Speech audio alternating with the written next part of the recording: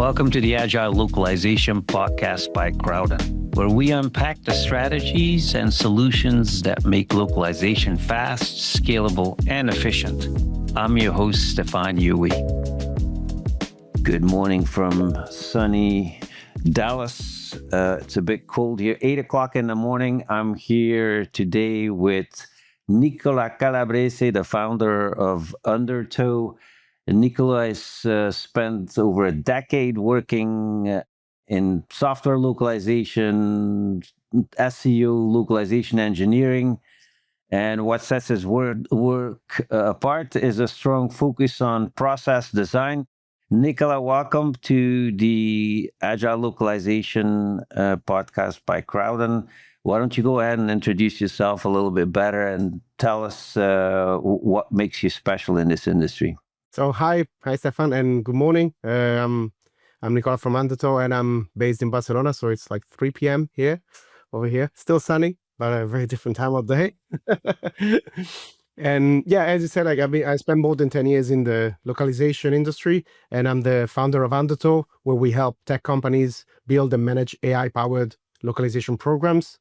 I host another podcast, the Multilingual Content Podcast, where we interview tech leaders and talk about international expansion and localization. And then I'm also the manager of the Localization Management Academy for TranslaStars, where I coordinate the program in general, and I also teach about talent management, transcreation, and the economy of the localization industry, how it works.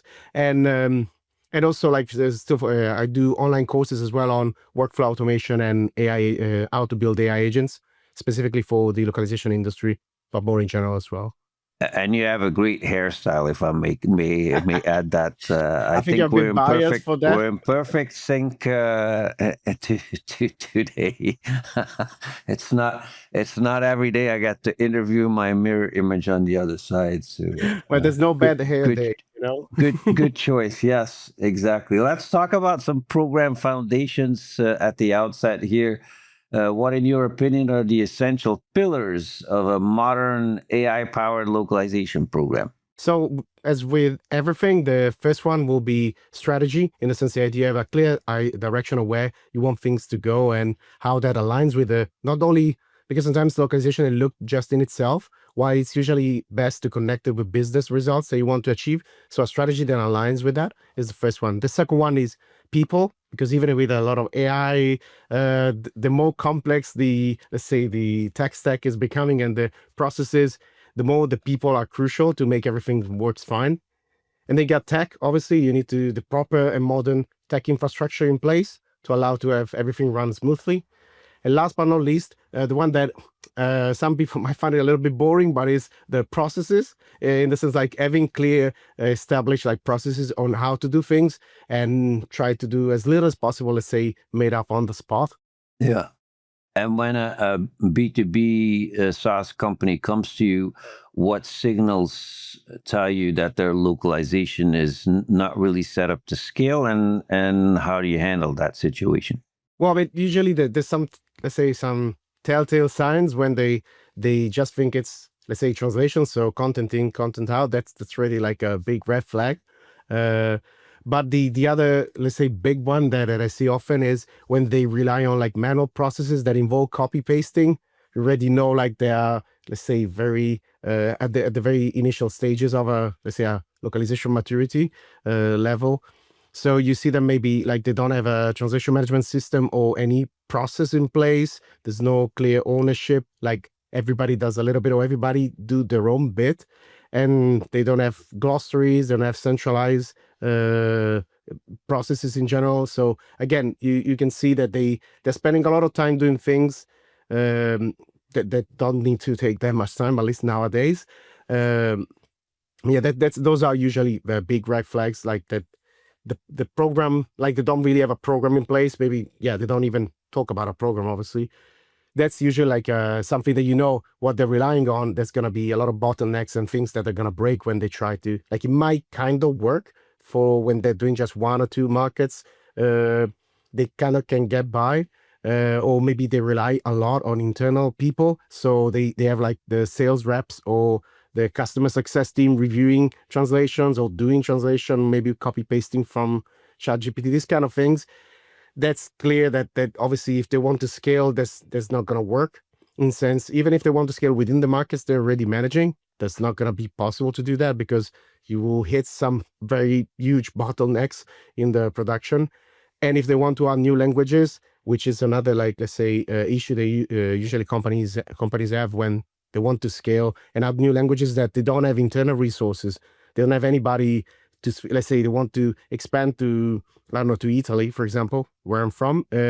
They don't have anybody speaking Italian, which is usually not common. Like for Italian, there's always an Italian in the company most of the time. But let's say they don't have somebody who speaks Italian. They're relying a lot of internal teams to do that. They're not going to be able to add the language. And even if they do, it's still like a process that's going to have like a one failure point, that is just that person. If that person is on holiday, is off sick, or just too busy with other things, that's just going to break all the processes. How do you handle that at Undertow when you come across a process that's really immature? Do you consult and help those clients? Are you curating clients and being selective on who you take on? Or do you see it as a business opportunity to educate people? How do you handle that? Like that's yeah, I'm gonna be biased by that, but I think like this is a strong suit. Like we do tend to be able to help quite a lot in those cases, because we analyze what they're currently doing, the situation, the process, and where they want to get in the sense of like business results, more than just specifically localization setup. And then we help them like put together like a plan, a structured plan to get there. That means like, let's say, selecting a translation management system, choosing the right teams, which means not relying on internal people, which they usually have too much to do. Like this is just on top of everything else they're doing. So if somebody's a sales rep, they have to do like their sales rep work, or if they're a marketing manager, they have to do the marketing manager work. Reviewing translations or is just on top of that, and it creates a lot of extra work for them. So there's not usually much resistance when we say like we are going to help you like alleviate their workload.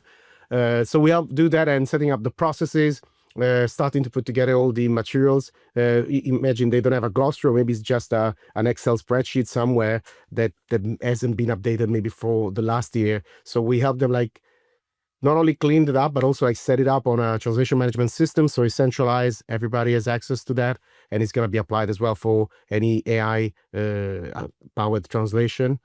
So that's where we really help and really, let's say, really shine. Awesome. For years, if not decades, in localization, we've been complaining about not having enough control or influence of the international processes and strategies, so to speak. In your opinion, is AI influencing where localization sits in the organization? What kind of things are you seeing in the trenches?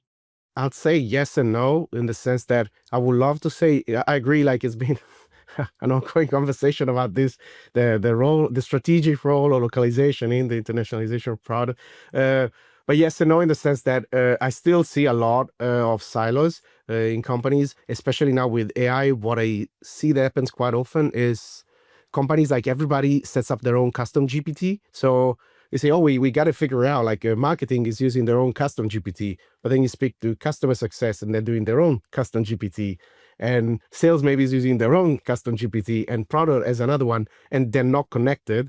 So that means that they, on one end, like this, they spend a lot of resources like setting it up separately. It's going to be inconsistent because they don't talk to one another. Again, it's kind of like augmenting the issues that usually are already there with localization programs that are not even maybe structured as localization programs. So that's what I still see. The good, let's say, good news, if we want to take it like that, is that AI like brought attention to some of these issues to the forefront. So even like leadership sometimes, which tended to be like not really involved or interested in these kind of things, they kind of like hear it more often. So that helps a little bit to make a case for like centralizing some resources, structuring things in a certain way. I'm not saying it makes it easier, but it kind of makes it more feasible sometimes than what it used to be in the past, where maybe was like a non-starter sometimes. And how do you guide clients at Undertow to build a compelling business case for localization if they haven't been able to do that internally until now? So as I said at the beginning, the important thing is to try to find a way to connect the localization strategy, like what you want to do with localization, with what the business wants to do in general. So usually what really helps is, for example, if we're talking about a company that doesn't have a structured processes, so internal teams are spending a lot of time on things that are not like the core skills. Again, localization maybe is not like the main responsibility of a sales rep or a customer success representative or a marketing manager. So what we do, we help them like put a concrete number to how much time they're spending on localization internally, and then looking also at the potential of the target markets, in the sense that sometimes they know they need to get into a market and do certain kind of activities. Imagine they want to do a certain amount of campaigns in marketing, but they're held back by the fact that they're spending so much time. So if it's taking them months to launch to get a campaign localized in different markets, that means they need to do less marketing campaigns, and that means they're going to have a reduced reach. So there's a lot of, like, let's say, money left on the table.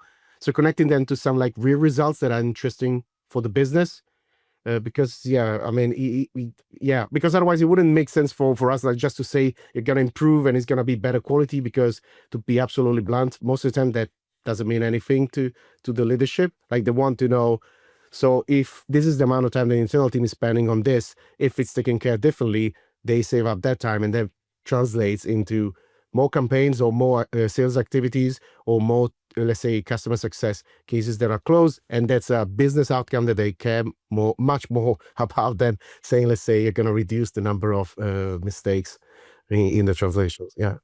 How do you help teams prioritize and decide on things like languages or content types, or what the initial KPIs might be to structure a program for success?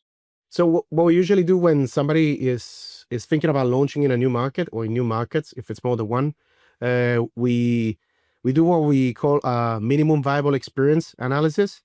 So it's basically, to put it very simply, it's analyzing what's their customer journey in its entirety. So imagine if it's a company that is a product-led company. So people see an ad campaign, then goes to a landing page, download the product, and then they receive onboarding emails to start using.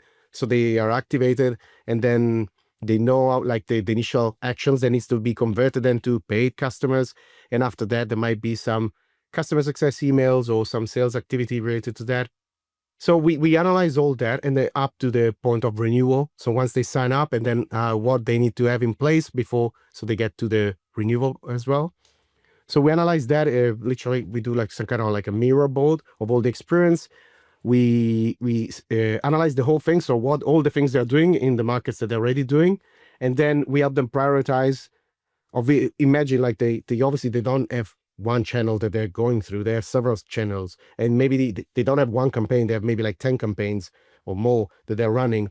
So we have them look at that and figure out, like, what are the ones that have been most successful in the markets you've already done, and what is your market research telling you?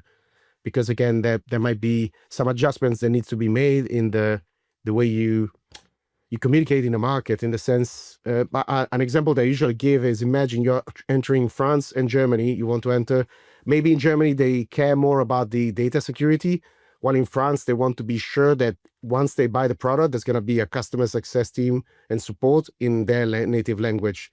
It's the same product, it's the same, let's say, pain points, but like, they stress differently. So that means maybe in Germany, you're going to launch a campaign that stresses the data security and the GDPR compliance. Or maybe in France, you're going to go more about the, let's say, the humans behind the product, the tech product, and they're going to be people from France. So they're sure that they're going to be supported throughout the process. Selecting that, the website, rather than do like the whole, maybe you have like 100 pages. You don't need to do all of that, especially when you're launching. You choose the ones that are more relevant. So again, you might have the home, the contacts. Then in Germany, you have maybe the page about data security is priority, while in France is priority the customer success one. You go to the help center. When people get signed up, in the example that we're using of a product-led SaaS product company, the people, when they sign up, they're going to receive emails onboarding emails, like first steps, how to do maybe some tip and tricks to get started, so they get them activated and then eventually converted to paying user. Those emails definitely need to be localized, and the links to the help center articles in those emails needs to be localized. That means if you have 100 help center articles, you don't need all of them. You need those plus maybe like a get started or something that usually people go to, like the most visited help center pages. So you got the email campaign, the help center, and it's all connected. You start with that experience, and then that helps you like launch an initial experience that is consistent, it's good, and it gives you then data to make it's like a proof of concept. So internally, you then get data on the traction of the market, and this allows you internally to go to the leadership and say, look, these are the results. We need more resources to expand on this market, or maybe this market didn't go as we expected, so maybe we put this one in pause and push more on double down on this. This allows you as well, like internally, to allocate resources in a smarter way, and it's not just a gut feeling. Because there might be that the market is still a good market that you've chosen, but it might need, let's say, more product adjustments or more expensive. While maybe a market that you underestimate, you realize it's getting traction pretty quickly, and you want to. So it makes sense. Like you have the data as well to know that, and you can double down on that. And you're slowly moving away from just running an MVP alone. Your process seems pretty mature at that point, I would think. Let's talk about the tech stack and the workflows in your process a little bit. What's your ideal tech stack or tech architecture look like for today's localization programs in SaaS? So there's one thing that I've been hearing around that people are saying that translation management systems are gonna disappear. I think people I'm are interested missing. in your opinion about that. I've done quite a bit of writing about that. So go ahead, tell us your opinion about that. I think it's this is my personal opinion. So obviously you might think it differently, but I think the people with that are missing a little bit the point, in the sense that the translation management systems, especially modern ones, and with connectors and automated workflows, all the things that are allowed to do. Basically, what they're going to do, they're going to allow people to do like a basic level of localization easier. And that means you don't waste resources creating things from scratch, creating pipelines for managing like translations from scratch with some, connected in the background somehow with N8N or something else, passing through AI, and then figuring out basically to do what TMS already do. So you can have them as a layer to do most of the things. Because when you're going with content, with localization nowadays, you have three levels. You have the things that you're going to translate, so they can be exactly the same things in all the markets. Things you need to adapt, so maybe things that need some tweaks. Imagine like you have blog posts where they're talking about like the specific policies for the countries. So maybe some countries are, imagine you're going to Europe, there are some European laws that are going to be the same for everybody, and then maybe you have a section about the specific country. So you can translate all the other parts, and the one specific to the country, you need to rewrite and adapt it. So it's a mixture. Having a TMS doing like the first bit speeds up the process quite a lot. Otherwise, you have to figure out a complete process for keeping what you need, but changing the other. It's going to be really time consuming. And that also, the other benefits, once you have a TMS that does a lot of these things automatically, the last layer, you're free to think about that one, which is not necessarily doable in a TMS, because if you have to create content from scratch, you cannot necessarily do it in a TMS, but it frees you up. Having the TMS taking care of the other parts, it frees you up to work on that part. Like we do that as well. Like at Undertow, we use the TMS for most of the things, and then when it needs to be adapted, there's the part that needs to be adapted is done obviously outside of the TMS, because that will, like, the segment to segment level wouldn't work, because you might have longer, shorter, maybe you have a table that you need to add and things like that. And the content creation part is done, like we do it outside with our proprietary AI app, where we basically leverage a native writer and an internal, sometimes when it's internal content, like extract from expert internally in the company, and we put it together, and that's done in a differently. But then having the TMS, like taking care of basically most of the things, to be honest, that gives us even the space and the company, our clients, like the resources to allocate to the more, let's say, customized work. Because the future is going to be that everybody can, let's say, kind of easily do the first parts. It's going to be easier and easier. But so it's going to take you like 80% there. But the last 20%, that customized per market thing, that's going to make all the difference. And the companies that are going to localize in that sense, like doing that extra step, that they're going to go very long way. It's going to go a long way. And without a TMS, you will have to figure out all the first part as well. So it's really time consuming and a lot of resources in putting it up and maintaining it. At Crowden, obviously, we're heavily involved in the tech stack and making things easier for the user in the platform. Maybe this is the right moment to ask you, what's your favorite feature integration at Crowden, if I may ask? Well, I mean, yeah, with Crowden, what I like most is integrations, to be honest, with the CMS, GitHub, and help centers, email providers. Like there's the email campaigns provider. That makes things so much easier because going back to your question, what's the tech stack? I think like a centralized TMS needs to be there in place to centralize all the content across product, marketing, customer success, sales. So you have the terminology in there, all the style guides in there, workflows differentiated for the different kind of content, and including AI, customized AI in there, which is another thing that I like about Crowden, and allows easily to like set up workflows, like visually, to set up visual workflows without having to write code. That's what I mean by like it's literally a drag and drop, and setting up AI steps that can be customized for the different workflows and even the different content type in different languages, taking into account style guides, glossaries, previously done content. So that's really, I like that a lot. And then the other thing that I think it's really good is the agentic AI. We don't use it 100% of the time, but when there are some cases that is very useful. So for people who might not be familiar, it's like when you have inside the editor, you can have next to it like a chat. As like you have a chat bot next to the translation editor, and you can ask it to do things. Not only, let's say, we use it for both, let's say, linguistic tasks in the sense, imagine stuff that will take ages to do, like in a different way, like changing the spelling. We had cases where we had to change the spelling of English content from English US, English Australia. That's you just ask it and it does it, and it's much quicker than going through the whole file. And it tells you then what it changed, so you can see like what has been changed. Update another, like it's really a pain in the ass if you have to do it manually. Imagine you're changing a term, and the term is in some languages, like for example in Italian, it has a gender. So it needs to be a concordance, the whole sentence. So you're changing a term, let's say from masculine to feminine. You have to go through all the files and change it to feminine. So and all the concordance around the sentence. So you cannot do it with search and replace. You literally have to go sentence by sentence. If you ask the AI agent to do that, it does it really quickly and tells you where it changed. And then also like changing formal and informal form of address, for example. There might be cases when you get a feedback. Imagine like you have email that a sales team sends out, and you get the feedback. Actually, the German customers wants a more formal email. So the translator can ask it to rewrite it formally and just review what has been done rather than rewrite all the, I don't know, like 15 series of email from scratch. These kind of things are very quickly. Or changing the numbering convention. Imagine suddenly you want to change from having a full stop every time there's 1,000 and change it to a comma. Doing that manually, you could do it with a search replace, but you have to have like the proper regex and might not pick up everything or might pick up the wrong things. It's just easier to ask the agentic AI to do that and just check what's been done. But we also use it, for example, for technical issues, technical troubleshooting, like people who might be familiar with VPML, with WordPress.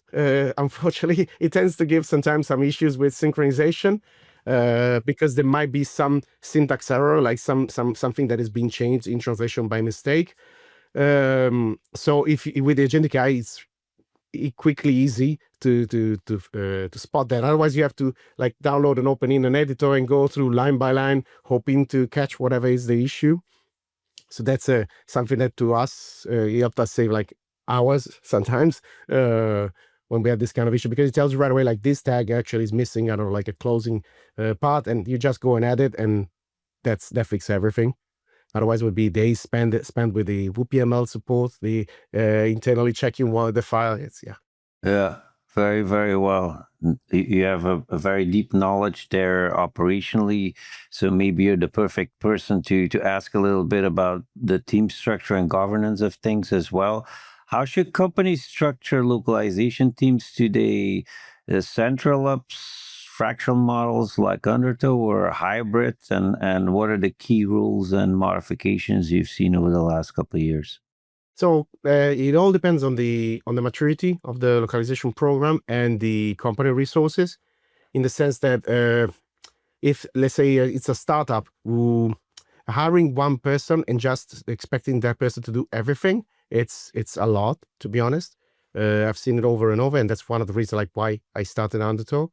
Uh, so in those cases, like, it's best to have some kind of support for the, let's say, localization manager, because he ends up being the only person inside the company that knows what localization is about. So it can be a little bit lonely in that sense as well, or difficult to get like buy-in. And even if you want to bounce off ideas, it's very tough because you don't have anybody really that really has the same background. But a fractional team like Undertow can help before that. So setting the very basics. So when you bring in a localization manager, they don't have to do absolutely everything. You bring them in, there's already some structure in place, some processes, and they can build on top of that, which is still a lot of work, but it's, I think, much more feasible than what sometimes the impossible task, or like having to build a program from scratch in a couple of months, being the only person on the team. It's very tough. And then when it gets like bigger and bigger, the localization program, you probably might need like more people internally that takes care, because if the company it starts to be like a big company with subsidiaries or different brands, the reach of an external partner like us gets up to a point. So it makes sense to have like more internal people that can reach like specific departments and attend some meetings that maybe external partners are not usually invited to. But it really depends on that. I think in our case, for the fractional team, as a program management fractional team, it's best like in the initial phases and the middle, when it's a very mature team. Obviously, we still help, but our biggest effort is in the first two phases. And then on the language side of things, what I'm seeing and what I think, like what we in a way like betting on, is the fractional language team role. So one of the issues that I see with the current way our industry is set up is that we have freelancers like working on like on and off projects, a bit here, a bit there, very scattered. And even inside the same account, you might have too many people working depending on the availability, because they don't know what's coming their way. They do when they're available. So on one hand, I see that with the AI acceleration, the way our industry is still set up, in the future, one of the big issues will be finding talent. It's always been an issue, but I think that's just going to accelerate, because there's a lot of people like leaving the industry as translators or moving to different roles in-house. So that means there's going to be a scarcity, or really difficult to find like good people in a short amount of time and then retaining them. So for the finding, like I'm working on a tech solution, but nothing ready yet. So stay tuned. But on the people side, like the people management side, and what we do at Undertow, with some customers, we do have a fractional language team where it's basically 2-3 people, depending on the scope and volumes expected per language. It's always the same people. They work on a regular basis, always on the same account. So that means they have the stability and they get onboarded and trained on the brand, the products, and over time they get better and better, obviously, because it's always the same people. They are plugged into the company, so they are literally involved in the dynamics, and that helps a lot on both sides. It's a win-win in the sense that the translators get like a constant collaboration, so they have like a stability in there, and they get to know better and better products, so it gets easier for them in a way to work on the content. And the client gets the advantage that they have the people getting better and better. They know the product. They don't have to answer the same basic questions over and over, and allows them to do so much more. I can't believe this half hour zipped by already this fast. We need an hour to get through all our questions, Nicola, but maybe one final question to extrapolate some key takeaways and next steps for people ready to build an AI-driven localization program. What's your 90-day blueprint at Undertow, and what are the steps to really get a structured program in place, in your opinion? So for this one, I want to say that we are publishing a AI guide where I interviewed some senior localization leaders at big tech companies, and we discuss literally AI, how they're implementing AI in the processes, and you'd be surprised, like some of the things that will come out of the report is that obviously not only for translation and QA, but there's so many other use for AI.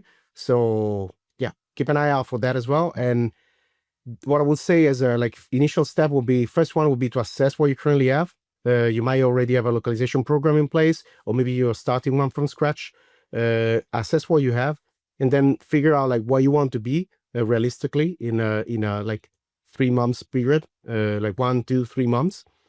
Then start put in place a program that includes, as I said, like strategy. So how to align with the business strategy, what countries they're gonna be, what markets are you gonna target, and how the people that needs to be in place. So see, do you have internal resources for that? Do you need to rely on an external partner? Do you need what needs to be done, and the resources around that?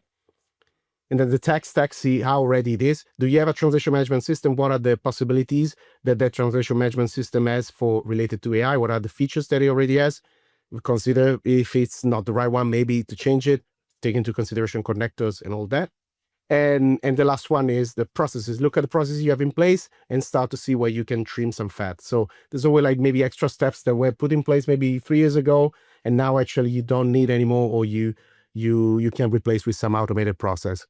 Nicola, awesome talk this morning. Thank you so very much for unloading a lot of your really interesting localization knowledge here in the Agile Localization Podcast by Crowden. And we'll have to do it again sometime soon and get to the rest of the questions. I wish you a wonderful rest of your afternoon in Spain, and talk to you soon. Thank you so much for having me. Well, folks, that's a wrap on today's episode of the Agile Localization Podcast by Crowden. We hope you found it as insightful as we did. If you enjoyed today's conversation and want to learn more about how leading companies are managing their multilingual content efficiently, be sure to subscribe so you don't miss any upcoming episodes. Thank you for tuning in. For more resources on how to streamline your localization process, visit crowden.com. See you next time.